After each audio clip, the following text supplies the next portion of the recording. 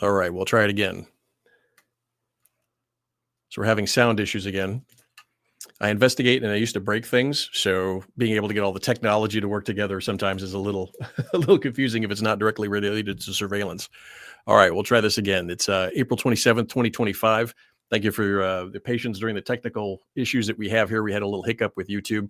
We had to establish another live stream channel on that within a few seconds. So we'll get started with the program. A little crunch for time. I'm going to try to keep it under an hour. And today is part one of forecasted about three parts on the history of American oligarchy. And the reason that we're doing it primarily is because a couple of reasons. Number one is as we look into history, we see that the operational model that we use sometimes doesn't really explain what we see or what the long-term trends are, right? There's too many anomalies in there. It doesn't work out. But when you begin to work in kind of the oligarch model, understanding the power structures of oligarchs and how they're able to kind of shape national and cultural views, then you see, okay, now this trend line makes sense, and you're able to do kind of your predictive analysis a little more accurately. And so that's one reason that we do it. That's you'll see on that one. So let me get right into it here. As I said, it's going to be about an hour. This is part one. We're going to focus primarily on the foundation of the American oligarchy, the permanent American oligarchy. In other words, the one that's continued the longest. And has had kind of the most impact during the 20th and 21st century. And again, this is more of a historical view. It does tie into a lot of current events today, and people will see those connections as we kind of go through here. And it's based, of course, upon a lot of research that we did both in Panama. It's kind of where we decided on Panama as the genesis of the foundation of kind of the modern American oligarch system that's in effect today. But it's not the only one. As a good friend Michael says, there's a lot of elephants in the jungle fighting. This is just one of them, probably one of the biggest ones that you'll see, with pretty much the longest continual history of being able to shape and influence political affairs within the United States. And we'll go ahead and get started here. So today is going to be part one. It's going to be focused on Panama. And again, this is more of the genesis of it. Why Panama? Back in February of this year, I had a legacy client and a really good friend invite me down there, said, you got to come to Panama. You got to come to Panama. And so, I took my little Rockford Files self and went down to Panama and was able to do some pretty good research down there, and then continued the research when I came back home and realized in very short time that, yes, indeed, Panama is very important to understand kind of the genesis of American modern political and geostrategic positioning, as well as a number of other nations and how they interact in Panama, and oligarch groups and how they act in Panama. So that's why we're talking about Panama, because it really sets the framework that other oligarch groups were able to use to be able to kind of influence and shape domestic and foreign events. And so that's why it's Panama. A lot of people don't understand, I didn't for a while until I started studying it, what it is. Now, who are we? So again, I'm Al Johnson. I think I was muted when I first said that. I'll blame Chinese saboteurs for that. I'm a private investigator, formerly was in the U.S. military, and was in EOD, then the counter IED field, and did some analysis for Southeast Asian nations on their network analysis. And so for probably about 12 years, 15 years, we were looking at initially, okay, who made the bomb, but then you go behind that, right? Who's funding it? Who's making it? Who's giving them supplies? Who's providing them food and housing and transporting them? But what really interested me was, well, what's radicalizing them in the first place? What brings all these people, in some cases from various nations, together to launch a long bombing campaign? So I was fascinated by the radicalization process and what information went into radicalization processes, or even just social networks, how groups were able to, in some cases, tie into these historical connections and function and operate in ways that we didn't initially imagine that they would. And so history became a very big part of that. And then as a transition from strictly, counter network terrorist analysis into information operations, state nations or sub-state nations using information operations to be able to shape the political and the cultural environment of other nations. Specifically, it was targeted toward mostly the CCP disinformation operations that were occurring during the 2010s in the US, and feel kind of good about it because it was kind of the head of the curve, because most people were still kind of hung on the Islamic radicalism. They hadn't focused yet on kind of CCP operations, especially information operations. So all of that kind of tied in. And then I came here to the United States and somebody said, hey, this stuff you're doing overseas, you can kind of do domestic with a private investigation firm. So my day job is a private investigator in the Pacific Northwest, but we do national and some international investigations for some clients.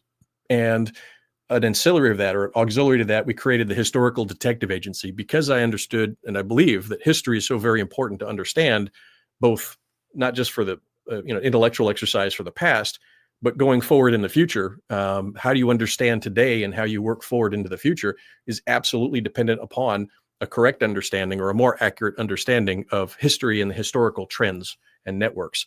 And so that's why we're kind of bringing this to you today. So yes, it's a history topic. It'll be focused on the history, but the lessons learned from history are absolutely critical in saying, okay, this is the situation I'm in now, and going forward, how can you apply solutions? Because if you don't understand the accuracy of how you got to where you are, you're not going to be able to apply solutions going forward that's effective. You're kind of relying on luck, right? So that's why we do what we do here. And I'd like to bring that in. So that's who we are, just basically private investigators that applied that same methodology of analysis, of looking at link analysis, of network analysis, of time analysis into historical events, so that we can help people understand where they are and where they may be going. And it's fun. I like history. So there we go. And so the other thing was actually specifically for oligarchy, why we're talking about it this week and why we kind of rushed this forward, was because there was a tweet that got 70 million views from Elon Musk on Twitter a few days ago. And it was regarding, Woodrow Wilson, I'm going to get you Woodrow Wilson. And yes, Woodrow Wilson, while he was president, signed off on a number of things that have created that organizational framework, that organizational structure in which we are laboring under today, right? So a lot of the problems that people have didn't start with this administration or the previous administration, or even 2 or 3 or 4 administrations before it. Those are just short 4-year executive holdings, right? For a president of the United States, there's 4 years, and then that's it. Then there's somebody else that comes in there. However, some of the power structures and some of the oligarchies that we're going to be looking over in the next 3 weeks, these have existed for over 100 years, right? And they have a cohesive mission statement, and they have a cohesive line of kind of control, focus, and that sort of thing. So it really, when you're looking at power structures, you're looking at what has the ability to be able to shape over time, and the oligarch structure has to be factored into any type of analysis that you're going to do. So when you look at Woodrow Wilson, and you say, okay, we're in this mess because of Woodrow Wilson. That's partially true, but there was a large oligarch network around Woodrow Wilson, and some surprising names that may come up that you wouldn't recognize. Some you will, but that were shaping that, right? So it didn't occur. Wilson just didn't wake up one morning, walk in the White House, and go, "Hey, I'm gonna screw up America. Here we go." Right? There was a number of things preceding him that were surrounding him that were kind of shaping the way he was doing it. For example, the income tax had been floated by previous administrations. It had been floated by a group of people connected to various power structures that said, we want to get the burden off the tariff, and we want to place this burden on the American taxpayer. Central banking, that was a long fight back and forth between various groups, and they were fighting in their own interests. And so that kind of thing. So to understand this, we need to understand what the oligarch system was that Wilson was operating under. And it gives you more of a complete answer as far as what Wilson was operating under, the powers that he was in a way deferring to when he signed off on these bills, and some of the powers that he was kind of rejecting and ticking off when he did certain other things, right? So all the oligarchs aren't unified. They'll fight at times. They'll actually be aligned at other times. At other times, they're just indifferent to one another. But they all interact in an ecosystem, both with themselves, with the people, and with governments and other organizations. So understanding this with 70 million views was interesting. And probably what spurred it most was looking through the comments, and somebody asked Grok to please tell him who Woodrow Wilson was. So I thought, well, it might be a good idea to kind of get out there and get some information. What we're going to be doing today is pretty quick. It's the introduction. That's what we're doing now. And then we'll talk about our methods real quick and evaluation. It's a little bit different than what you might be used to, but it is based basically upon what an investigator will do, whether military, government, private investigators will do, that process of both investigating it, looking at the evidence, and then how do we evaluate that evidence to make the list of an oligarch of note. The case file, as I mentioned, is on Panama. Then we're going to do a quick review showing those organizational structures that are put in there and why they're important, and then how you can use that to be able to kind of analyze where you are now. And then we'll do a quick sneak peek into the case files of the RF network, which is next. And then at the end, any questions that come up, go ahead and put those in the questions and answers, and that'll be pretty easy. As the questions come up, we'll do at the end of this, just put them in there. We'll review them. So as a question comes up, go ahead and put it in the chat box. And then hopefully we'll be able to get to it at the end. I'll stay as long as necessary for the questions, but we'll try to wrap this up here within an hour at the minimum. Okay, so quick thing on our methods. We do what's called evidence-based approach versus an academic-based approach or an emotional-based approach. So we follow the evidence wherever it goes. We're not saying, okay, we have a hypothesis or a thesis and we try to run that down. It goes all over the place. So we're always revising, right? So we never there's no settled history. That's ridiculous. You wouldn't choose a doctor that makes the first evaluation of you, go, well, it's settled, no matter what else comes out. Other information will come up. Other documents become unclassified. Some documents are found at different times. So different things come to light that makes one document reveal new things. So you're always going to be reevaluating history, right? And so it's kind of a pejorative that's come out there that says, revisionist history. Now, in fact, the American Historical Association back in 2003 and 4 was pretty much against the whole use of revisionist history as a pejorative, as a bad word, because you can always revise this. You always review and revise based on the evidence, right? If you convict somebody, they go to court and they go to jail, right? And then you find new evidence that says, hey, he's exonerated, he's guilty. You should revise that decision, right? Take it back to court, look at it, revise the decision based on the new evidence and get that guy out of jail. Or conversely, if he was found innocent, you found new evidence that says, hey, he should probably be behind bars, you revise that. So in history, we need to have the same standards. I believe that in real world investigations, you do, and you keep revising based on new evidence that comes out. So if you come up with new evidence based on this, if you come up with some information, I would be more than willing to, let's take a look at it, bring those source documents to here and take a look. Just realize we do evaluate source documents as much as we can. Again, it's rational based thinking versus emotional based thinking. As much as we can, you can reduce bias. You can never eliminate it. And one thing we're going to say that's very important to understand, there's two things here. One is organizational structure dictates outcome.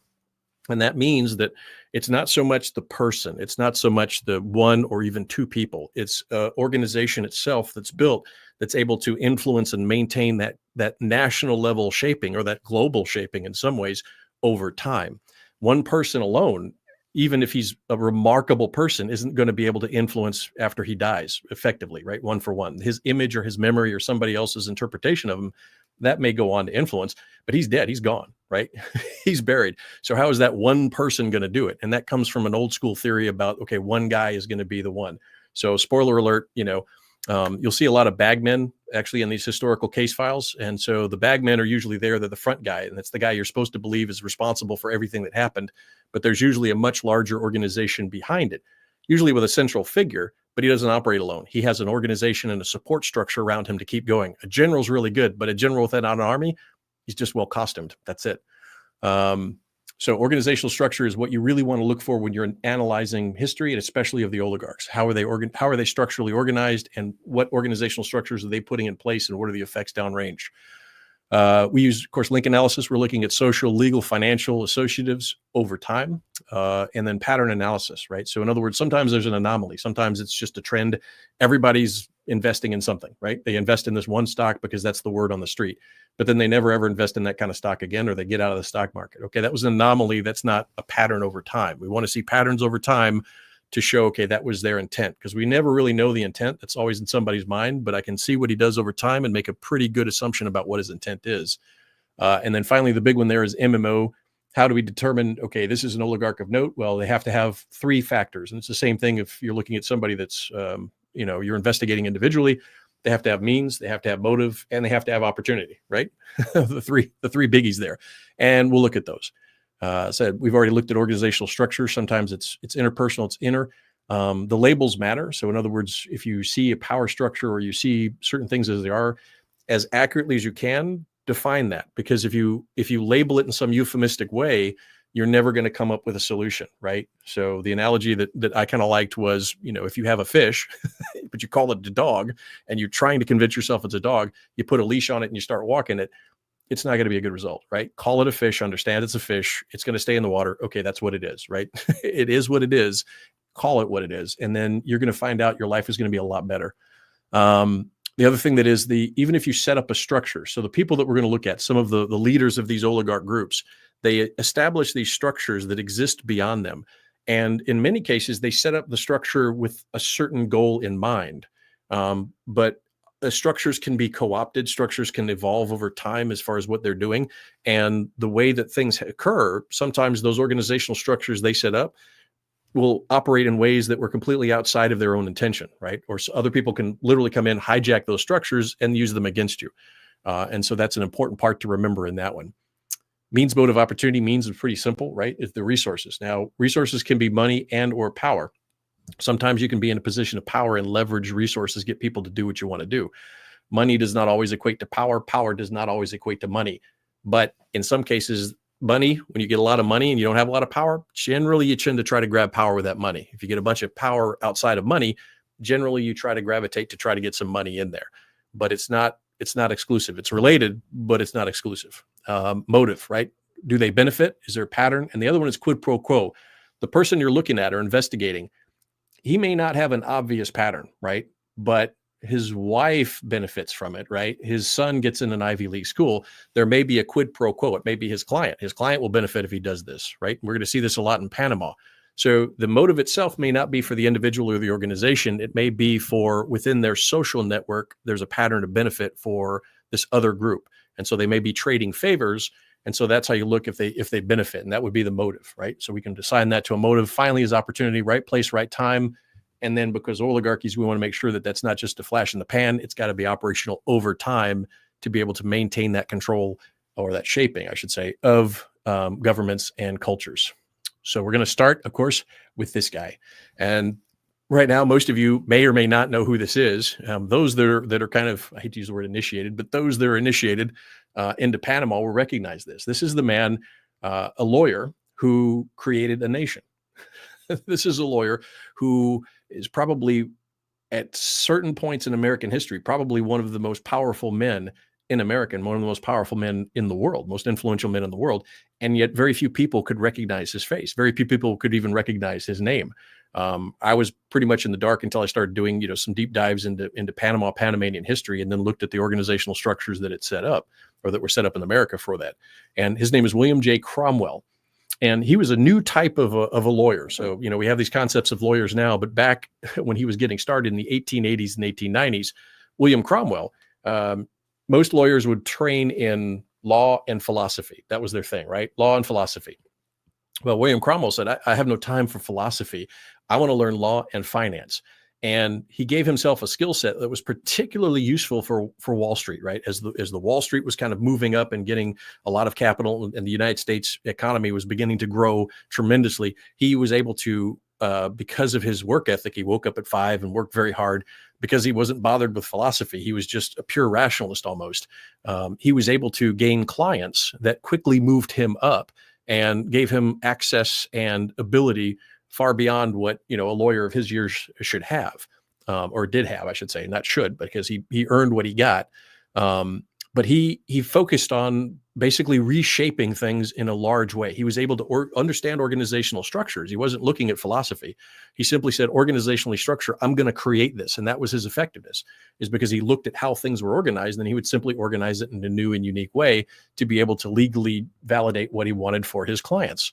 And he was positioned very well in Wall Street. And through a series of connections and fortuitous events and hard work, he was able to grow that by the 1930s, his law firm was the largest in the world.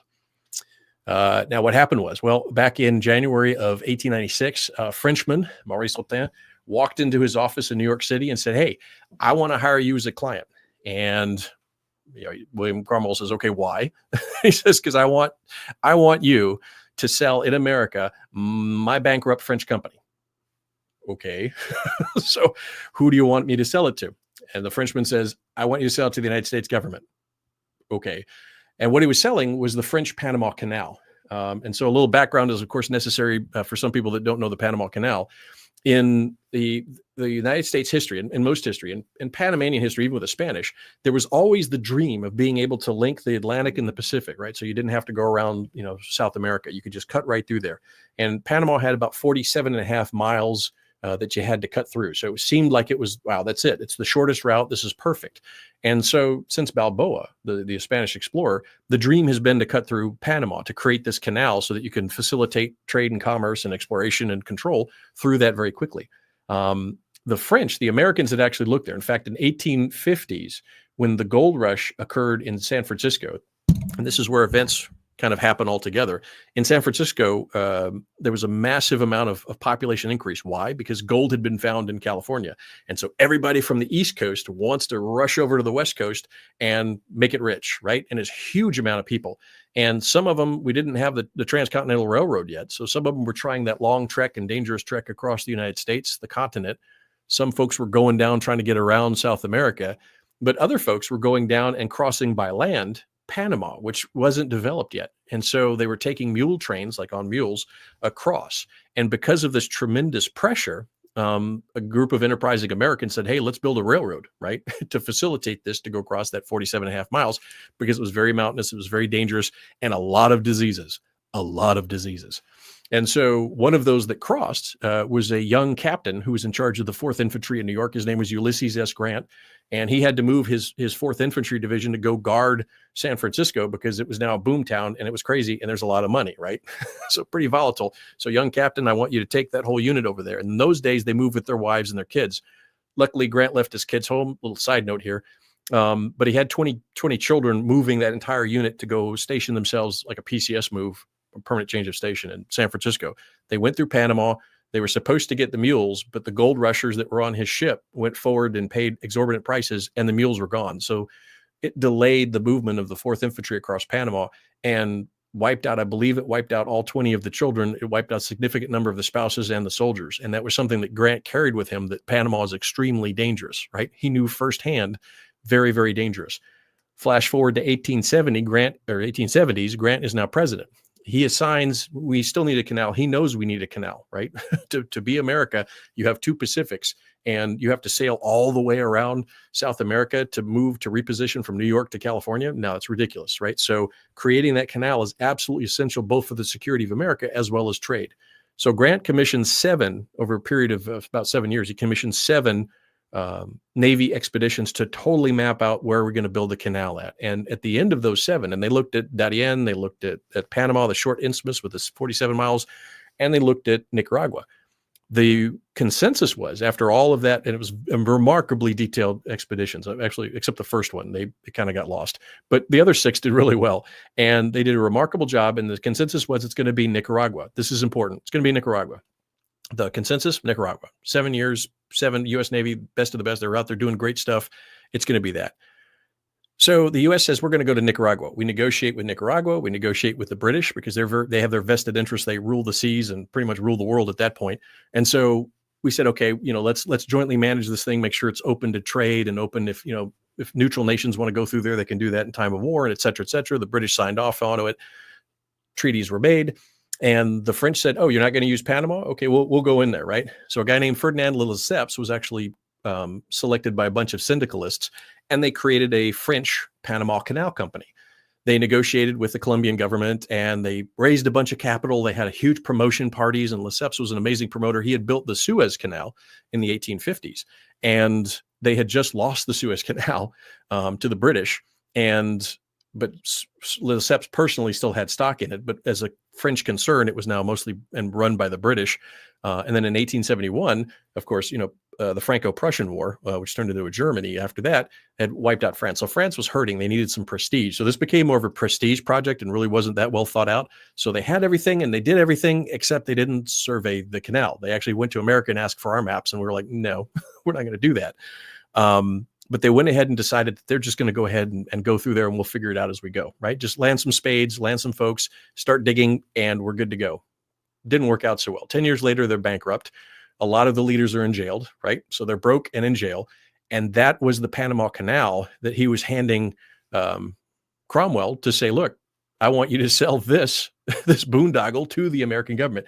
And oh, by the way, we've lost upwards of roughly 18,000 folks, about 6,000 Frenchmen and 18,000. It wiped out, as a side note, it wiped out almost most of their best and their brightest, because the engineers that were graduating from these remarkable institutions in France, the scientific institution, the engineering technical colleges, they were universities. They were coming over there because that was like a deployment. They were coming over there, and then they were just getting wiped out by yellow fever and malaria.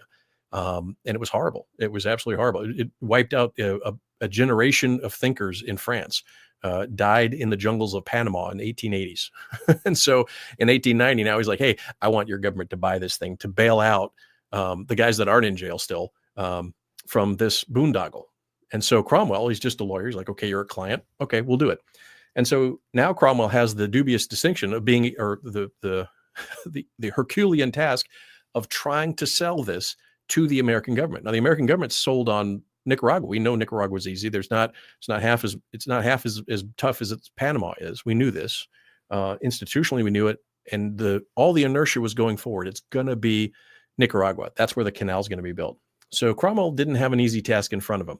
One of the other things about Nicaragua versus Panama is the domestic politics. You have to understand all the forces that were aligned here. Half of America, roughly, was in the South, right? And the South had not recovered economically from the Civil War. They're in trouble.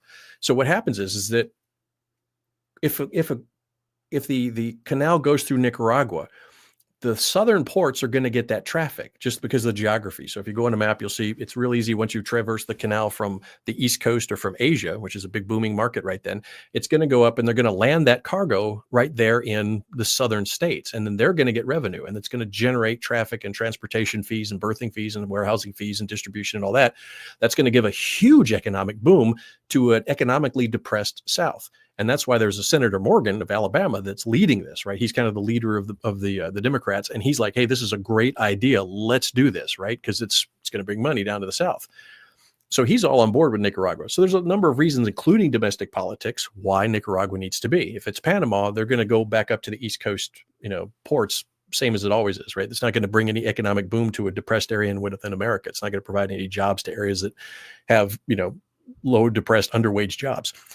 So that's what he's facing. The first thing he does is he goes and he visits President McKinley, and then he visits Senator Morgan, and he tries directly just to sell him on the idea. Hey, how about take a look at Panama? McKinley tells him no, and then 2 days later he says, hey, no, we're not going to do that. But I'm getting ahead of myself. Let me back up a little bit and say, okay, so that's the situation he faces, right? This is the terrain, the political terrain, the economic terrain that he's got to fight to try to convince the United States government to go against every common sense thing and go into Panama. Now, why did this French guy travel all the way over and try to sell this thing to him? Why did he think that this lawyer hanging out in Wall Street could do it? Well, number one, just two of his clients, and these aren't the only ones. He also had Harriman on there, E.F. Harriman, which is a massive railroad baron. Cromwell was the guy. He was the one who's reputed. One of the descriptors of Cromwell was that he taught the robber barons how to rob. Right? He was the guy that legally allowed or legally taught and showed folks like Morgan, which was his client, and Rockefeller, which was his client, how to restructure in order to consolidate wealth, in order to consolidate their power. And then when the antitrust measures came out in the 1900s, he was able to kind of create new holding companies and create new economic structures so that they could maintain their wealth, power, and reach and ownership without getting busted, right? So the trust busters worked for the little guy, but not for the big guys. And Cromwell was a massive feature in that. He was able to kind of restructure those things there. So he has, of course, everyone knows, and we'll go into these and the other parts, but JP Morgan was pretty much owned most of the banking. He was the one that negotiated with the British for the U.S. Union debt that was carried after the Civil War. He was able to finance a lot, JP Morgan Chase. So still very powerful to this day. That oligarchy has not declined. And then Rockefeller owned, at the end of it, he had about 95% of all of the oil. Standard Oil was his, and he bought out everybody else. There was nobody else. So from drilling to transporting to processing to distributing, that was Rockefeller, John David Rockefeller. So those are tremendous amounts of power, wealth within those two clients alone. And he had many others. What did he structure? He structured U.S. Steel. Cromwell was able to create U.S. Steel on behalf of his clients. He was able to restructure that, combining all of those steel corporations together. He did U.S. Tube, consolidating most of those producers. Cromwell, also on behalf of his clients, was able to structure GE, General Electric. So bringing all these little groups and consolidating them into like an Uber group. And then when the antitrust came out, he was able to restructure again to do it. Before U.S. bankruptcy laws, why was he so popular among the super wealthy? Well, and he was able to rescue any type of business. So he was very useful in a number of ways. And before bankruptcy laws, there was something called a Cromwell Plan, named after Cromwell, where he could restructure the debts. He was able to save businesses from bankruptcy, right? When there's no bankruptcy laws, So he was very powerful and very influential in many ways. So he was one of the few that could walk up to pretty much senators and congressmen. Why? Because his clients, he's representing Rockefeller, he's representing Morgan. So, there used to be an old commercial when E.F. Hutton talks, people listen. Well, in the old days when Cromwell talks, people listen. They weren't always sure what he said, but they were listening. He did have a gift of gab, apparently. So continuing on, that's why the French went to him. And now, because he's taken on this client, he's now entangling or inviting JP Morgan and Rockefeller interests to be interested in Panama Canal. In fact, it was Morgan's bank, where most of these financial transactions dealing with Panama were then agreed to go through. So Morgan had an interest in it, and how many shareholders and where, we'll learn about that shortly. Now, this is where the bagman comes in. Every time you're understanding oligarchies and where it goes in these power structures, they're going to create a front. Usually they create a front. Some companies will create a front company or, a shell corporation that kind of, that's out front and that's what you see. And this is throughout time. This isn't anything new. You'll put up a bagman, organized crime groups. They'll put up their bagman, right? That's the front guy, right? They'll say, yeah, that's the Don, but he's not the Don. He's just the guy that goes out front, makes the speeches and, shakes hands, because if anybody shoots him, it's not the important guy. And there was a guy named Bonnet Varela, and he was a Frenchman. He was actually brought in to be able to be the front guy. And he wrote a big book. And in fact, if you study this history, you'll see him and his name in a lot of older books. And depending on, which side of this argument you're on, you're going to see his name as the sole guy. And he and his promotion would try to make you think that one guy came over here, but because he's so charismatic and Secretary of State Hay just loved him and thought he was great. That's why we shifted from Nicaragua to Panama, right? because him and his amazing charismatic efforts. And it's not the first time a very charismatic, media savvy guy is put out in front of organizations to say, well, that guy did it. It wasn't me. That guy, man, that guy's amazing. He's a firecracker. Look at him. He's out there doing stuff. And that's who Bonnet Varela was he was the front guy, but he was absolutely working for Cromwell and Cromwell's organization. And we'll learn more about him later. But when you're looking at oligarch structures on your own, again, one guy, there's no way that Bonnet Varela, a French guy with no noble title, no position other than he's sitting on certificates for a bankrupt French company, that's trying to sell the United States government. How is he going to sell the United States government to go against everything that it's ever thought about, right? It's just not going to happen because you have to convince the House because they're going to vote on it, Senate because they're going to vote on it, and the president because he could either sign or veto it, and the Secretary of State because he's going to contribute to it, right? And his thoughts, and everybody else in their interest that are going through this thing, right? One guy, one French guy just going to do that? No. And so we have a problem today. I'm not going to go into it too much, but about thinking that there's one guy out there or even a small group that's the one's doing everything. Now it takes a network to move a nation, right? Not one guy. If you're trying to sell me on one guy's doing it, yeah, I'm instantly going to look behind him and say, okay, where's his network, right? Who's the strings on this little puppet? All right, going forward, you don't have to know all this. The only thing that you have to kind of get out of this one is that there was a lot of work. Remember, we talked about the time issue. So in this one, what we're looking at is a lot of the time, and what Cromwell did. And so tracking what Cromwell was doing personally shows us his influence. So the very first thing that he did was he walks into, as I said before, he walked into Taylor and President McKinley's office, right? You could just walk in there and he's like, hey, how about the canal, right? Now he doesn't have as much pull somewhat at this point because McKinley said, nah, we're not, we're okay with that. We're going to stick with Nicaragua. And then, or excuse me, we're going to stick with Nicaragua. And then he sends a note to Congress 2 days later and he says, yeah, it's Nicaragua, right? That's who we're going to stick with.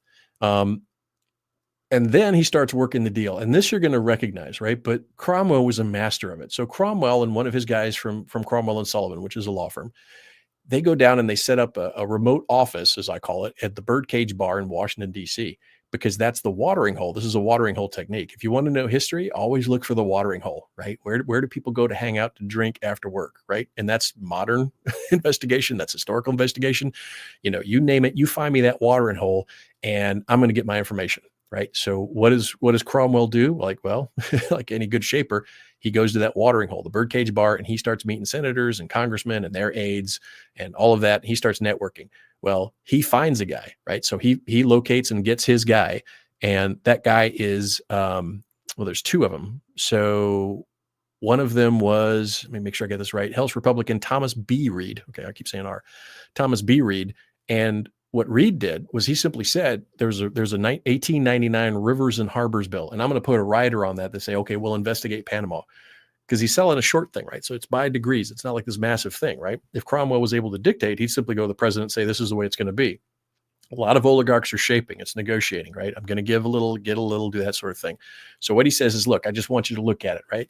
Just look at Panama. I know you guys are going to Nicaragua. I just want to take a look. Just you guys take a look at it, right? Hear me out. Just you investigate it yourself and then see what you come up with. What that does is that buys them time, and that allows him the ability to be able to kind of shape that environment because he knows what he's doing, right? I just give me some time so I can go in there and start selling. And that's what he does. So Thomas Reed puts a rider on the bill that says we're going to do it. And then a few months later, they vote on it and they spend $1 million to study the canal routes. And then once that's law, then what happens is Cromwell and J.P. Morgan's personal attorney, Frank Stetson, they set up shop and they start making the American Panama Canal. They sell it. They're going to trade shares with the French so that they'll own it. And then these guys are going to be the ones to sell it to the American government, right, and get the profit. Now, the French court said, no, we're not going to do that. And that actually probably at the end may have saved Cromwell, right? The French court saying, no, that's not going to happen. Because then it would definitely prove a direct profit by Cromwell and his folks. But they did have the company. They said they were going to do some transfers and that sort of thing. But the French courts said, no, we're not going to do that. And because they were still thinking as a national concern, not just behind the scenes. Fast forward, and McKinley is shot and Teddy Roosevelt takes over. And now the Congress is going to be looking again at the canal. So forget the 1870, the giant things that Grant had authorized to go down there and look. We're going to go one more time and take a look. And Cromwell goes to town. So he starts lobbying. He starts, there's a Dollar Bill Hanna, who's a big Republican leader. And at that time, Hanna was more, let's say, susceptible to funding from sources outside. And Hanna was one of the guys that Cromwell worked over. And then pretty much Cromwell gave Hanna, Senator Hanna, like everything he needed. So it went through the House. It was kind of close, but they voted for Nicaragua. Now it's over in the Senate. And the first thing that Hanna does, he says, I think the new president wants to review it. So he gives him some more time, and he begins to make the Republicans that are for Roosevelt, because the nation is grieving. McKinley was actually a big shock. It was kind of like Kennedy.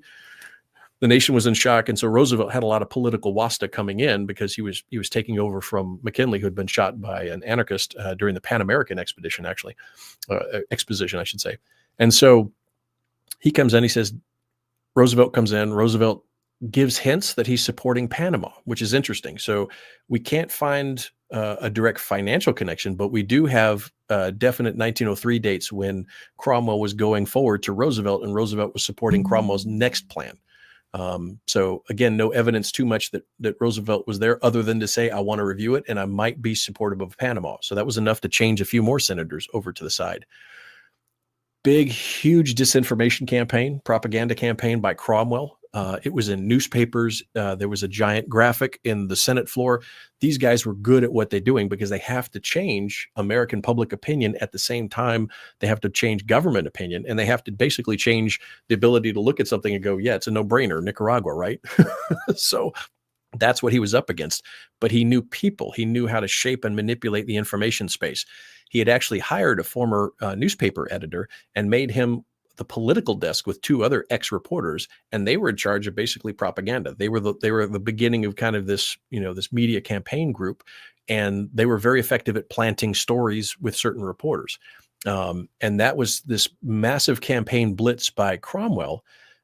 Eventually, by the time the Senate voted, they now voted for Panama. Now, keep in mind a couple things. Number one, it's going to cost America a lot more. If they had just waited a little bit, and they knew this, the French lease is going to expire on Panama. Panama isn't a country yet. Panama is Colombia, right? There's the Panama Canal, but it's owned by Colombia. Colombia owns that space. Panama is a state, basically. And if the French waited, they only had a few more years on that lease. Colombia was going to sell it to America for about $20 million, right? That's it. $20 million and it's yours, right? And then we'll negotiate, because America already had a treaty with Colombia. In fact, the treaty, and this is very important, the treaty that we had with Colombia was that we would defend Colombia from any internal revolutions or any civil unrest if it threatened the American railroad, right?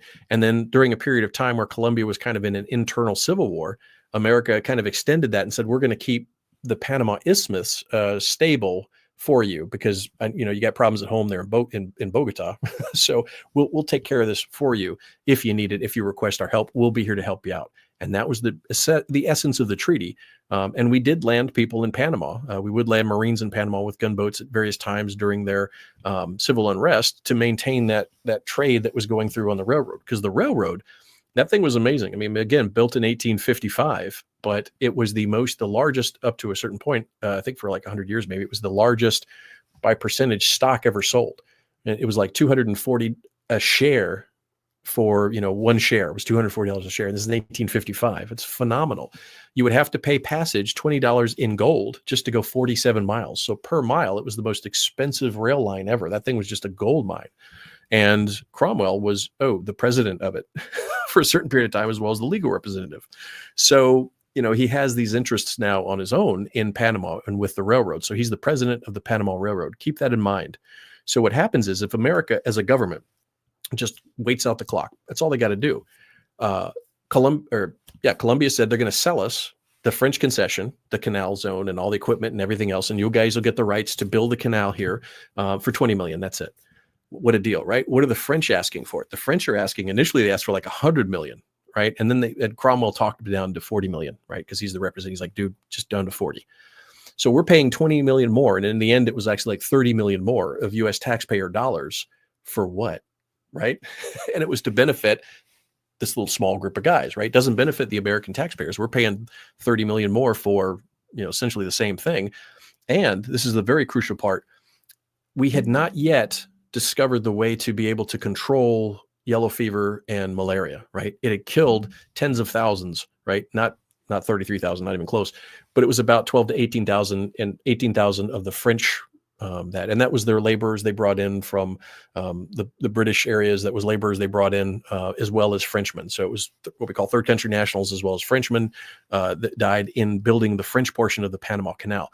So we were looking at something similar casualty-wise if we began to undertake this, and possibly more, because we're going even deeper past the Calabar Cut. So that's kind of what we're looking at. So it's much more dangerous human cost-wise to shift from Nicaragua to the Panama Canal, the French Panama Canal. So that even makes this purchase even more dubious, right? It's not just profit, it's profit and lives that are going to be lost by this measure. But yet he was able to convince the United States government to pay 30 million more and risk the American lives on doing it, because of a few of his clients were going to get a lot of money, right? So that is the situation that was faced. Now, remember the bagman? Well, this is the interesting part. So what happens is the United States says, we're going to pay this big bag of money, $40 million, over to the French company to buy their concession of the Panama Canal. We vote on it. The president signs it. And then they send a treaty down for the canal treaty to the Colombians. And the Colombians go, no, we're not going to sign this thing, right? Because why are we not getting the money, right? They say, hold on a second. We're going to tell the French company that in order to transfer the rights and titles to you, if they're selling it to you, we need a cut, right? They're going to have to pay us about $10 million. And Cromwell says, well, my client is not going to lose $10 million.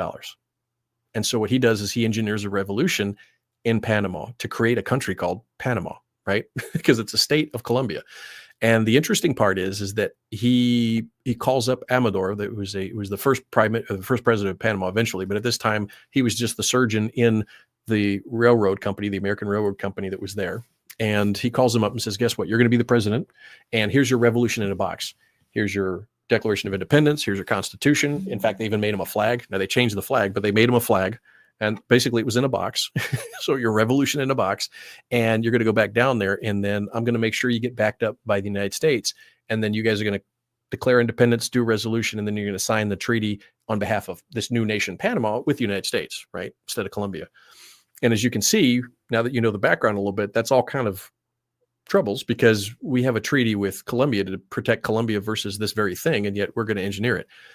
Now it's kind of contracted out, but there is evidence, as you'll see here in a minute, that yes, these details were shared with Teddy Roosevelt. They were definitely shared with Secretary of State Hay, and that they were knowing it, but they kind of outsourced it, right? It's not me. It's Cromwell. It's not me.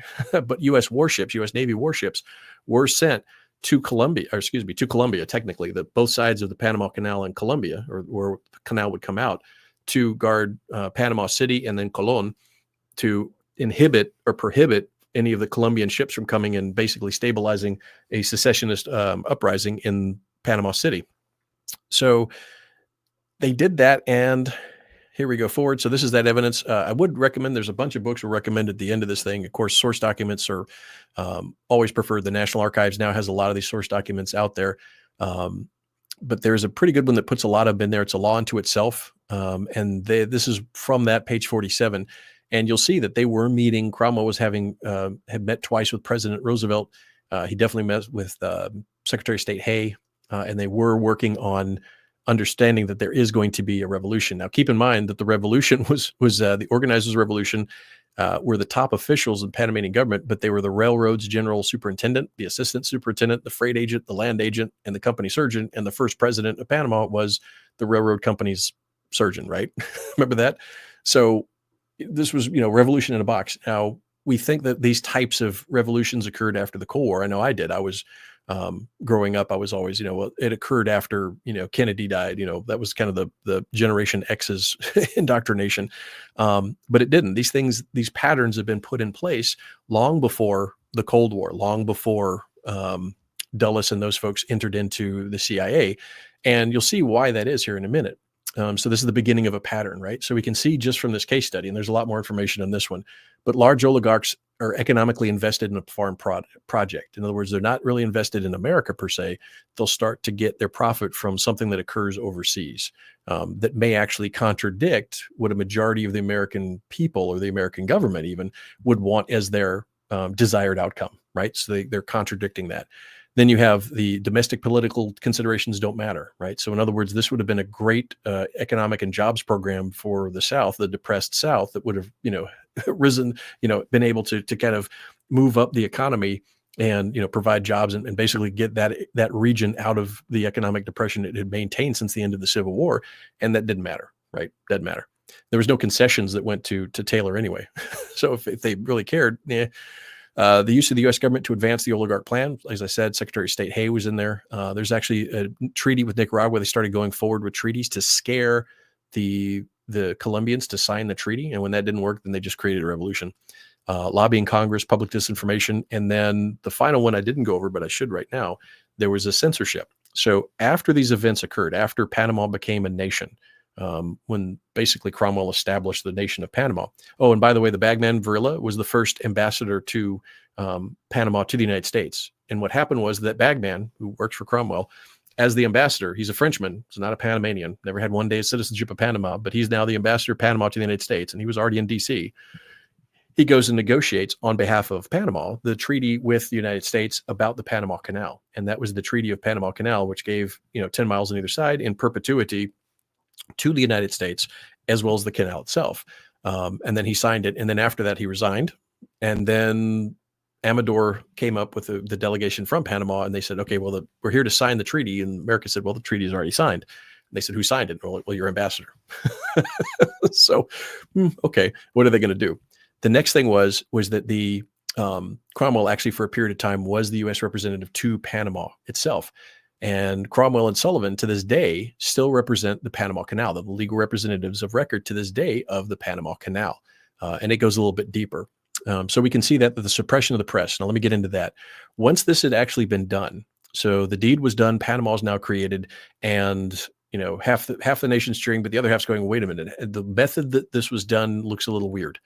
And what occurred was that there was a Pulitzer, the Pulitzer Prize. He had a number of papers, but among them was the New York World, and a bunch of enterprising investigative journalists, back when journalism used to be investigative, went out and went to France. They went all over the place. They were looking for receipts. They were digging everywhere they could dig, and they came up with the evidence that now we know is there. But it was kind of shocking at the time that this thing was kind of scammy.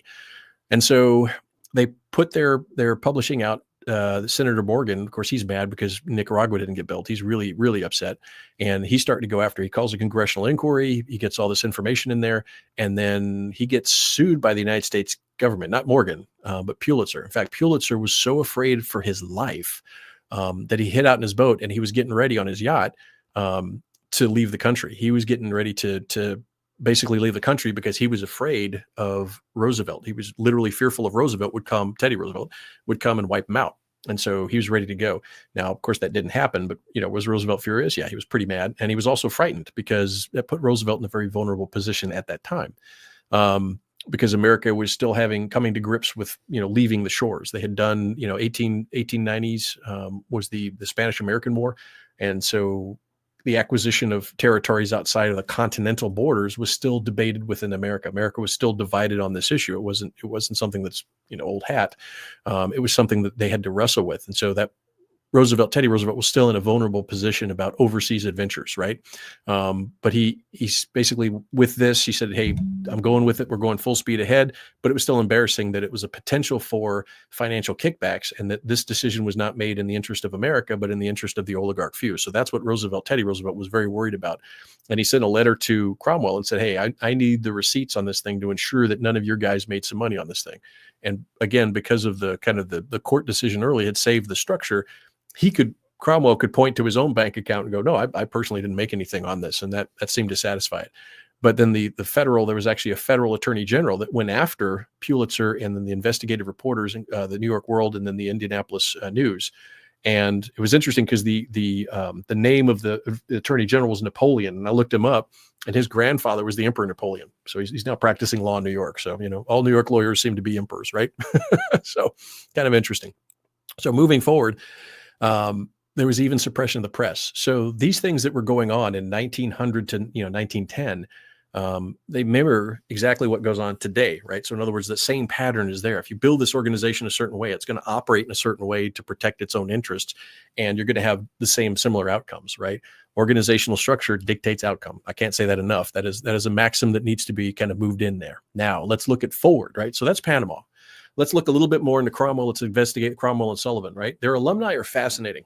One of the first alumni, they brought him in 1911, is John Foster Dulles. Now, again, older people may recognize this. They're like, oh, hey, he was Secretary of State, right? He was the guy that wrote a lot of the United Nations charters. He was the guy that did a lot of the negotiations of the financial wherewithal after the First World War and the Treaty of Versailles. So after World War I, he's working for Cromwell and Sullivan, and he's invited into the Treaty of Versailles to negotiate the payments after World War II. And part of that structure, after World War I, part of that structure led directly or was responsible for creating conditions that led to World War II. He was very involved in that. But remember, he's a lawyer with Cromwell and Sullivan in 1911. He goes to France and does does international negotiations as if he has U.S. backing in some ways. But he has that reach. He has that power. There's a lawyer at Cromwell and Sullivan, which literally has breakfast with the former Secretary of State and the Secretary of State. Why? Well, former Secretary of State was his grandfather, and his uncle is the current Secretary of State under Wilson when the other one resigned. And more on that one. Actually, that's kind of an important point. I want to bring that one up. But he was very involved after World War II in the United Nations. So he kind of made, he's part of the drafting team for the United Nations, and he shaped kind of the post-World War II world and Cold War. But he was also responsible in some degree for shaping Europe in World War I. It's one of the myths that America was disinterested or disassociated between World War I and II. That's wrong. Officially, we weren't, but unofficially, we were. Economically, we absolutely were. We were floating loans. We were the Dawes Plan, the Young Plan. International Bank. There was absolutely, a very, very vibrant involvement with how the Europeans' economics were going to go. And as you know, economics were a huge driver toward leading to, World War II. It was a large part, not the only part, but a large part. So John Foster Dulles is now on the team over at Cromwell and Sullivan. Like I said, he can have breakfast with the former Secretary of State and the current Secretary of State. His first job when he joined on in 1911 was go down to D.C. and represent the Panama Canal Company to D.C. And he had something interesting. So back in those days, they had negotiated that American ships would go through the canal for free. Other nations were like, hey, why are you doing that? We have to pay money. And then he goes, well, it's domestic. I'm just going from California to New York. It's domestic transportation, right? And his unique defense, like the first out of the gate, he has this very unique defense of it and the unique way of looking at it. And he presented it. It actually moved up. His star was rising at that point. So right away out of the gate, he was actually making some impact. And this kind of shows this is kind of the type of environment that he was working in, and this goes to opportunity, right? So in other words, a good young lawyer at a certain time, even with all of John Foster Dulles' skill, but at a different period in history, would not have the opportunity, going back to Bean's mode of opportunity, to be able to affect and shape the political and national environment, right? So if you see this right after World War I, the reason his uncle actually became the Secretary of State is because the previous Secretary of State under Wilson, remember Elon's tweet at the very beginning, why Wilson was actually kind of an SOB. One of the things that most people don't realize is that the Lusitania, which we all learned was taught anyway in school, if you went through school when I did, that was the reason that we went to war with Germany, in addition to the Zimmermann telegram. But that was a driving factor. It was 2 years before we went to war. But it was a Lusitania. It was a passenger liner, and those dastardly Germans, sank it U-boats. Never mind that was our campaign in World War II. What was horrendous in World War I, we did in World War II. So laws of war later. But the Lusitania was an armed British ship, so under international laws of war it could be. And then Wilson, I actually have the documents where the cables came through to the Wilson administration from Germany, Imperial Germany, that said, hey, please put a note out. In fact, the German embassy was like, why isn't the U.S. government warning them? And they put ads out. They bought ads in New York papers to say, look, don't ride the Lusitania. It's a ship that's armed going into a war zone. It's an open target. You probably shouldn't do that. But because Wilson didn't issue an official government warning on it, that really upset his Secretary of State. So his Secretary of State says, I think you did that on purpose, sir, to get us into a war with Germany. I'm out. And so he resigned. And that's how Lansing, who was John Foster Dulles' uncle, was there. And that's one more reason that Cromwell got access, because one of his associate lawyers now can have breakfast every morning with his uncle, who's the Secretary of State. So it's those little, these little social networks that you look at. It's not official. It's not on paper, but it's important to understand they have access, even if just access to information that other people won't get, even access to shaping and informing and opinions. And did he take advantage of that? Yeah, because when he's talking to the Secretary of State Lansing, he was making appeals for his clients, for Cromwell's clients. So he had a direct breakfast meeting a lot with Secretary of State Lansing under the Wilson administration to say, hey, you know what, the Cuban sugar growers, I think we should support the other party because I got like $150 million that's tied up in these Cuban sugar growers, and that little revolutionary group's sitting on them. So let's support those guys because it's going to be less economic impact for my guys. And, if that was the only deciding factor, I don't know, but it was eventually the policy that Secretary of State Lansing implemented for Cuba to recognize the political group that was sitting on the sugar fields. Now, was it the only thing? I don't know. Was it an influential factor? I'm pretty much sure it was, right? So again, how the oligarchs can kind of shape national policy that may be outside of or not inclusive of the United States voting public or the United States government. So moving forward on this one, the final one I wanted to point out on this one, if you look, it says he advised Washington to support the vicious dictator of Federico Tinoco of Costa Rica because he was anti-German and ran a government and people with more sincere friendliness than any other Central American state. Dulles got the dictator General Emiliano Chamorro, president of Nicaragua, to issue a proclamation suspending diplomatic relations with Germany. So two things there. Number one, we're still very involved in South and Central America. It was the extension of Monroe Doctrine with the Roosevelt corollary.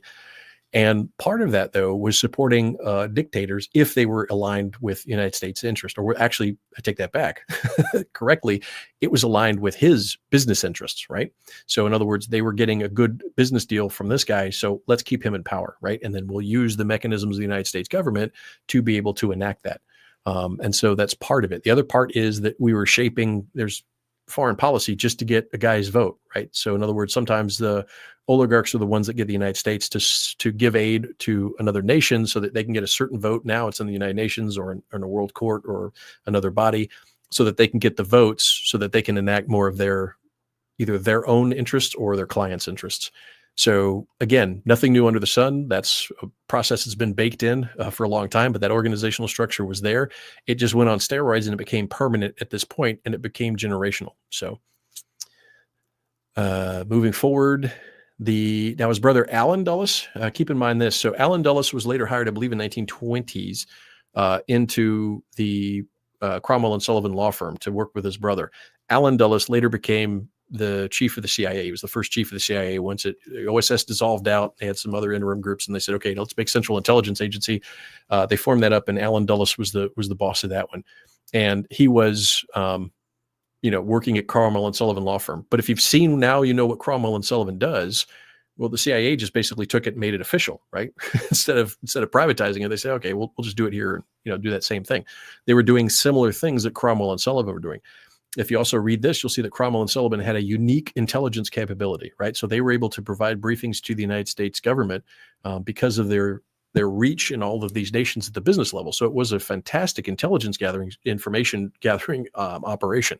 But again, it's not for the benefit of, it'd be a mistake to think it was the benefit of the American people. They would benefit if the American government got a bunch of money and now we have more money to spend and maybe they have some programs they could use. But their motive is clearly on their clients. Their motive was clearly to be able to clear lanes of economic benefit and power benefit and legal benefit for their clients and for their firm, right? That's what they do. And why would we expect them to do anything else, right? They're a law firm. Remember, organizational structure dictates outcome, and it's a label. Just because it's based in New York and it's a big law firm and they know and they're related to a lot of people in government does not make them a patriotic American group, right? And why should they be? They're a law firm, right? They're going to act like an oligarchy acts. And that's another thing to keep in mind, that even though some oligarchs exist within the national border, or they were brought up in a one national border, it may not mean that their alignment, allegiance, or even half of their thought process is going toward that. In fact, Cromwell left America in 1911. The first foreign office they did, I think they've got 20 or 30 now, but the first foreign office they made was in Paris. And then he moved to Paris and he loved France. He became a Francophile. He was absolutely all in on France. He would travel back to America occasionally, leaving most of the work in the United States back to his guys like John Foster Dulles and Alan Dulles and those. But he basically, said, hey, I'm part of the world, right? They saw the world as more of their operational environment than just the U.S. The U.S. was a good base of operations. It had tremendous amounts of power because you got Rockefeller. Most of his assets are based there. Morgan, his assets are based there. But they began after World War I to really expand and draw in assets. They gave, as you'll see here, they gave 97. We'll go ahead and go past this. 94. They gave 94 loan agreements to European countries after World War I. 97 in 7 years, right? So that's a tremendous amount of leverage, right? Because I got a loan. I've loaned 97 loans to nations in Europe. Phenomenal, right? So that's a tremendous investment now in other nations and what happens to them. And can you pay that loan back? That becomes a big thing. As I said, Cromwell moved there. Dulles began very much involved. So this is John Foster Dulles, not Alan Dulles. John Foster Dulles became very involved in post-war German politics. We'll examine this a little more next week. But there's a tremendous nexus. As I mentioned, the United States didn't retreat into isolation after World War I, not in the way that we think. They were very involved in fact, the German economy. Part of another Roosevelt, Franklin Delano Roosevelt, which was also a huge, basically a Wall Street beast. I think he was on like 10 or 15. He was a CEO. He was on the board of directors of like 10 or 15 Wall Street firms. The guy was everywhere, right? His name's all over the place. And one of his jobs was responsible for one of the things that the United States got after the war, so Germany could pay its reparations, was intellectual property, right? So things like Goodyear was actually Goodyear's Zeppelin. So he was getting that, moving that resource over to America. And Americans took over, I think, 4 or 5 of the large Junkers tremendously. And they were giving political donations, and I don't want to spoil it, but they were giving political donations interwar to some political parties in Germany. So the American CEOs of large German corporations, massive German corporations, are doing that. In fact, Cromwell's clients, Cromwell was facilitating that going through. And one of the businesses, is kind of a side note, I'm jumping ahead for next week and the week after. One of the businesses that the Bush family was involved in hired Cromwell and Sullivan because they were having problems with a steel production in Poland during the 30s, right? Poland was going to nationalize some of the steel production, and they're like, hey, we need our man in Berlin to get over and start, looking at this. We got to move and divest. So they were very involved in politics, just not at the open level, but the way that the structure is built, they have access to and can manipulate, shape, and influence the American government to get the results for their client.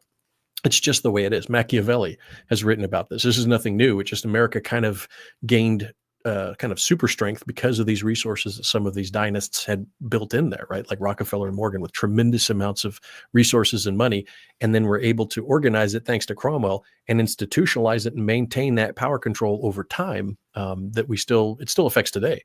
And so it is what it is. Just understand it. The next thing we're going to look at is 1930s. As I said, it became the largest largest law firm. Continued involvement. In 1954, they were actually with the United Fruit Company. First, they were against the United Fruit Company. There was another law firm representing them, but somehow between 1920s and 1950s, now they're representing the United Fruit Company. And as you know, there was a revolution took over Guatemala, and that was Cromwell and Sullivan was involved in that. Significant writing of the U.S. tax codes. So remember Woodrow Wilson, one of the worst things that happened, and this is again next week more or less, but one of the biggest organizational structural changes in America that solidifies or reduces the amount of American people's power and more of the oligarchy power was the Fed, right? So you create the Fed, you transfer the payment burdens for operational revenue from the U.S. government from businesses and tariffs to the people. The people have to now work to pay off the debt of the U.S. government because they're borrowing money from one of the consortium of oligarch groups. And now they have to do that. So that creates a huge problem. Well, who writes the tax codes? Cromwell, right? Who wrote the Security Exchange Commission holding? Well, that's Cromwell, right? He created the concept of holding companies, right? So you can make front companies and that sort of thing. Mutual funds, right? So think BlackRock, which is owned by Blackstone, which is owned by, actually it's a consortium. Again, that's another one. We can deep dive into the actual structures of corporations and why they're front men, bag men, but there's also bag companies, right? There's companies they can put out front, which are not, the controlling mechanism, so to speak. He gained, of course, Ford Motor Company as a client. He brought them on board. As I said, continued representation. I found this interesting.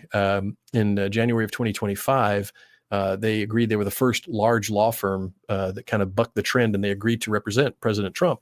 I think it was in Stormy Daniels' case, and the newspapers were shocked and like, how is this possible? Because no lawyer, because there was lawfare, right? There was a pariah status that was given, and that's against the Constitution. Everybody should have the right to equal legal representation, right? And so to deny that, I think that in itself was terrible, right? Doesn't matter anything. Everybody deserves a right to good legal representation, but a lot of law firms just didn't want to get their name associated with it, so nobody was representing Trump, or nobody of note. And Cromwell jumped in January 2025. So it's very interesting. So and again, nothing confirmed, but it is an interesting data point that in January 2025 they say, hey, we're gonna represent you, but also the Panama, which they represent the port of Panama, the Panama Canal Authority. They're the legal representative for them. Anyway, it's just kind of interesting to kind of look at some of these things. The network is fascinating. As I said, we've already mentioned John Foster Dulles, who became Secretary of State. We mentioned his brother Alan Dulles, who became the chief of the CIA. The Chief Justice of India was on board. You have McCrate, guys back there in My Lai. If you remember My Lai massacre, I don't personally remember it, but remember studying it, and Dad talked about it all the time. But basically, the U.S. Army needed legal representation because it was getting hit with it. And then Rockefeller, nobody should be surprised that there was a Governor Nelson Rockefeller of New York. He represented him. The mentor for Justice Ruth Bader Ginsburg, one of the Chief Justices of the United States, Harlan Stone. And this is an interesting one, bringing it kind of up to date. And now Peter Thiel, who co-founded or co-started PayPal with Elon Musk. So that tweet, right? So we're almost full circle here. Now in Peter Thiel's case, he only worked there for about 7 months. And he mentioned he did make a quote that's attributed to him that says, that was the one law firm that, everybody, when you're on the outside, everybody's trying to get in, but once you get on the inside, everybody tries to get out. So, but he was there for 7 months, but he is technically an alumni. They do have a web page for their alumni that networks and does jobs and positioning and all that. And again, the Cromwell name, if you're on the inside, that's pretty important. And the other thing is it's pretty cash. It has a lot of cachet because nobody on the outside really knows. Right. But if you're on the inside, yeah, it's a pretty good thing. So, let's just do a quick check here to make sure. And again, if you guys have any type of information or anything else, put it in the comments. You can email us. We've got a Substack. I'll show you that in a little bit. Like I said, I always revise things. We always look at things. We do go to source documents as much as possible. So any source that you have, make sure it's got those source docs, because that's what we look at, right? Not just the interpretation of the author. We got to go to the source doc, and then I'm going to look at it with my eyes and say, okay, yeah, maybe, maybe not, and kind of balance it out. But we always do look at things. But let's say means, mode of opportunity. Remember that MMO. Let's take a look. Means, Cromwell and Sullivan. Oh, heck yeah. I mean, just don't take everything else into consideration. Just one bit of that huge resource pool that they could draw from. Rockefeller and Morgan are my clients. Yeah, you got the means, and not just the money means, right? And he had money. He would use a lot of projects. He would use his own money. That's probably what kept him out of jail. But a lot of the projects is just the power you have. The means is to be able to go in and talk to somebody. I need to go see the president. I need to talk to McKinley. I need to get on his calendar for this morning, and he gets it, right? That's power. That's a means, right? Doesn't have to be money, but he had both. And then he had associative power, right? Which means I represent Rockefeller. I represent Morgan. So when a lawyer walks into you, it's not just the lawyer. It's who's he representing. And this guy had a huge stable of just massive oligarchs of his own. So he was the fixer for these oligarchs, or maybe he was an oligarch wrangler. I don't know, however you want to define it. But a tremendous amount of power was invested within the Cromwell and Sullivan law firm for a period of time, and they maintained some of that afterwards. So it's just fascinating to see. So the means test, yep, absolutely. Let's go over to motive, right? And yeah, absolutely. Just the financial motive alone, and looking at how they moved the Panama mission. They utilized United States federal resources in order to gain financial benefit for their clients, right? So yeah, they had a motive. And if you look at the writings of Cromwell, he was very interesting in that he did believe that there was a mission that he had to do in the world once he moved to Paris. So if you look at his writing in Paris, that's where he kind of relaxed a little bit. He wasn't up at 5 a.m. and, working all day, making sure his stable of lawyers was doing their good stuff. He was looking at, he wanted to shape Europe. He wanted to shape the world via France. That's how he saw it. Now, Dulles wanted to kind of shape Europe through Germany. So they had a disagreement about where this base of power should be in Europe. But they weren't on an agreement that there needs to be, they wanted to grow some kind of network of power and influence outside of the United States. And to a large extent, they did it. So did he have motive? Yeah, he had a financial motive. He had a social motive because, his reputation was riding on how well he represented his clients and how well he could operate as a lawyer. And then later on, we do see he had a personal motive. So he had a lot of motive on that. Check. And final one's opportunity. And yeah, the time frame that he went up, he was one of the only lawyers that, as I said, he had focused on financial and law. He didn't care about philosophy, right? And the time that he was moving up was the time that, we classify as the robber barons, right? And he taught the robber barons how to rob. So in other words, they made a bunch of money, but you can still fall afield of tax law. You can still fall afoul of something else, right? So he was the guy that said, hey, let me help you out with this.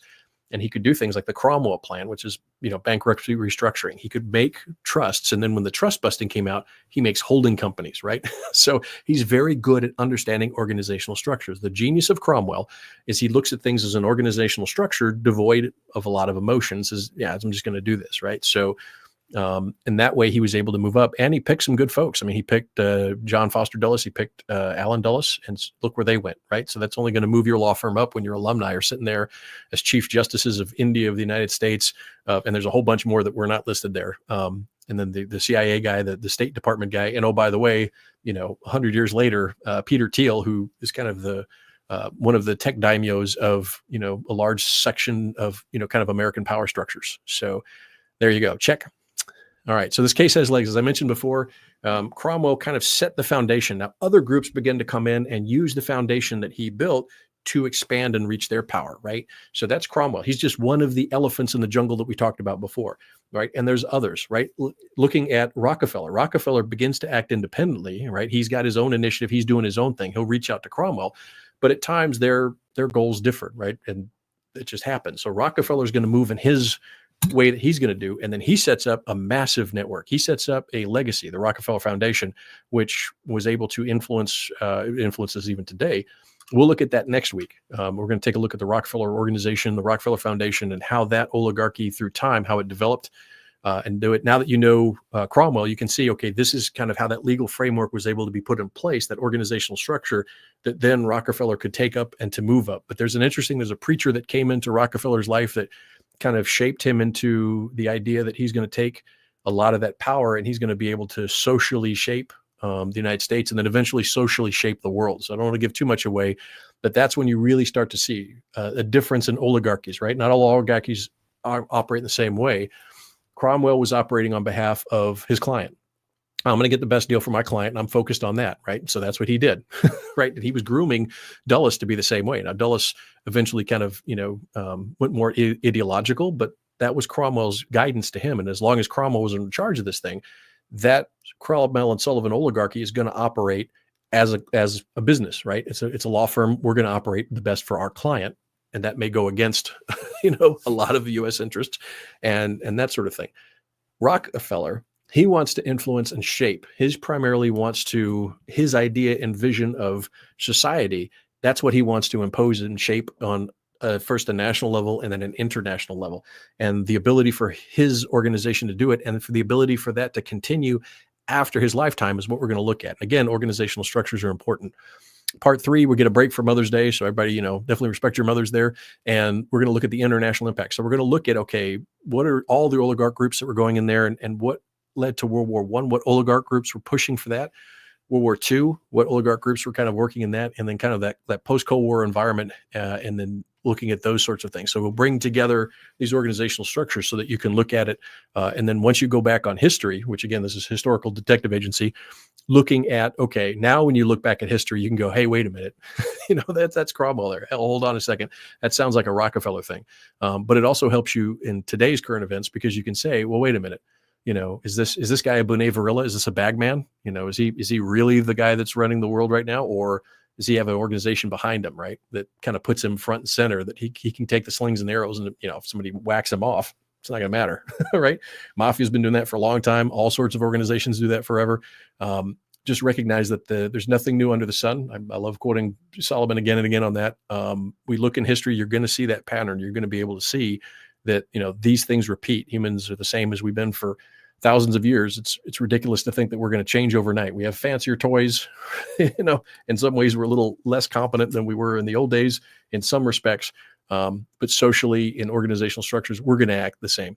Now we're going to take real quick before I go into questions. If you are interested in using kind of investigatory processes that we do, the evidence-based approach, there's actually a lot more to it. We did, these are the results of it, but we teach a small course on how to think like a detective, right? So it's understanding biases, reducing bias, getting more rational thought processes, reducing kind of the emotional response, evaluating evidence, and that sort of thing. It's designed, there's 2 levels for it. One is for kids, because we noticed that a lot of real world investigators that were coming in didn't have some critical thinking skills. There were some it was kind of interesting. And so we said, well, hey, there's a gap in how young people are thinking. And it's a severe gap. And a lot of it, unfortunately, in social media, there's actually a brain function that goes on when you have dopamine hits all the time, and you kind of lose your cognitive ability. You lose your ability to focus, to think, to rationally move through on long projects where you have to kind of look at those things, and your dependence on technology is a little too much. So we looked at those things and we said, okay, using history, we're going to teach you how to be, an investigator using history. Now you can still use these same techniques in modern investigations. How to do those processes. We'll take a look at that. So, but we use history as a case studies when we do this course because, I can't show you the real case studies from today.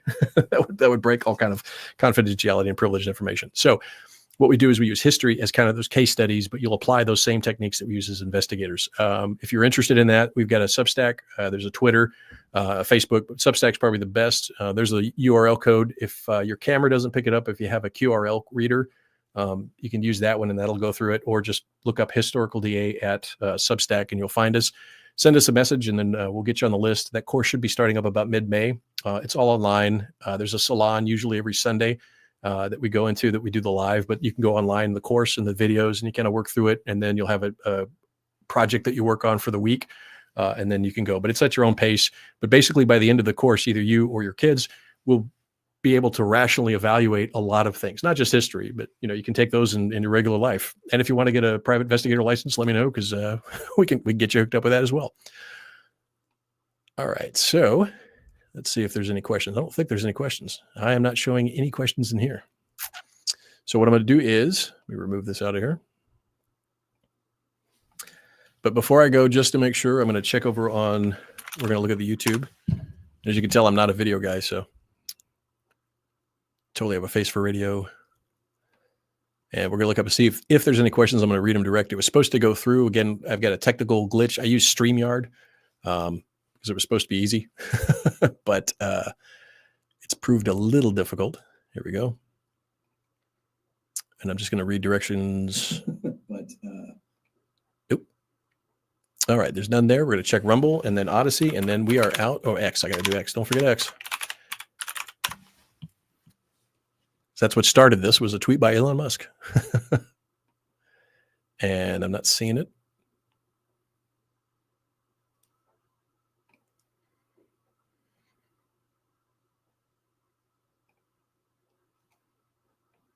One second. So I'm in Rumble. I'm looking at the Oligarchs live. And there are no questions that I can see. Okay. And the final one, actually, I'm just going to go to X. We'll make it simple. And if there's nothing next, then we'll call it a day. And then next week, at the same time at 4 p.m., we're going to look at the Rockefeller Foundation and where it does. If there's any comments, as I said, anything that comes up, please let me know. We'll evaluate it. We'll look at those source docs. If you have any questions on not just this, but anything on history, I love history. I'm kind of sort of pseudo semi-retired. So, but want to look at this sort of thing. And then, if there's a real world case that I got to work on, we may have to do delay. So keep that in mind, though. Even though I'm semi-retired, I still have to do investigation work. But let's take a look. And I don't see any comments or questions, so we will call it a day from here. Thank you very much for watching. I do appreciate it. Again, any questions, please get us a hold of us. You could either get us on X, Historical DA, Substack, Facebook, pretty much the primary ones, or directly through our website at historyda.org. Thank you again very much, and be safe out there. Have a great day. Thank you so much.